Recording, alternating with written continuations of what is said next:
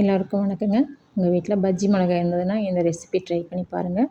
ஒரே ஒரு பெரிய வெங்காயத்தை குட்டி குட்டியாக கட் பண்ணி வதக்கி எடுத்துக்கலாங்க. வெங்காயம் செவந்து வரட்டும். வெங்காயம் செவந்து வந்தோடனே இதில் 2 மிளகாய் கட் பண்ணி குட்டி குட்டியாக இதில் போட்டு வதக்கி எடுத்துக்கலாங்க. இல்லை ஸ்லைஸ் பண்ணாலும் சரி. நல்லா செவந்து வந்தோடனே எடுத்து தனியாக வச்சிடலாங்க. ஒரு மிக்சிங் பவுலில் தேவையான அளவுக்கு தண்ணி ஊற்றிக்கலாங்க. அதில் தேவையான அளவுக்கு உப்பு சேர்த்துக்கலாங்க. உப்பு சேர்த்துட்டு நல்லா உப்பு கரையிறதுக்கு கலக்கி விட்டுறலாங்க. ஒரு டீஸ்பூனில் தலை தட்டி ஒரு ஸ்பூனுக்கு சர்க்கரை சேர்த்துக்கலாங்க. அதையும் சர்க்கரை நல்லா கரையிற அளவுக்கு கலக்கி விட்டுட்டு கோதுமை மாவு தேவையான அளவுக்கு சேர்த்துக்கலாங்க. அதில் நம்ம வதக்கி வச்சுருக்க வெங்காயம் மிளகாயும் சேர்த்துக்கலாங்க.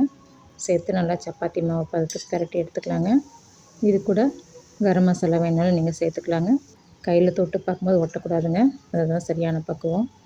நம்ம சைட் டிஷ் பண்ணுற வரைக்கும் ஊறட்டும். அதுக்கு மேலே ஊற வேண்டியதில்லை. சப்பாத்தி எப்பவும் போல் போட்டு எடுத்துடலாங்க. எண்ணெய் அல்லது நெய் அப்ளை பண்ணிக்கோங்க உங்களுக்கு விருப்பப்பட்ட மாதிரி. அவ்வளோதான், நம்மளுடைய கார சப்பாத்தி ரெடி ஆயிடுச்சுங்க. வெங்காயம் மிளகாய் நம்ம ஸ்டஃப் பண்ணியிருக்கனால சப்பாத்தி பார்த்திங்கன்னா கொஞ்சம் கனமான சப்பாத்தி மாதிரி இருக்குங்க. ஆனால் நம்ம சர்க்கரை சேர்த்து பிசைஞ்சிருக்கனால நல்லா சாஃப்டாக இருக்குங்க. பாருங்கள், லேயர் பை லேயராக வருது. இந்த காரம் கொஞ்சம் மிதமான காரமாக தான் இருக்குங்க. குழந்தைகளும் கூட விரும்பி சாப்பிடுவாங்க. ட்ரை பண்ணி பாருங்கள். தேங்க்ஸ் ஃபார் வாட்சிங்.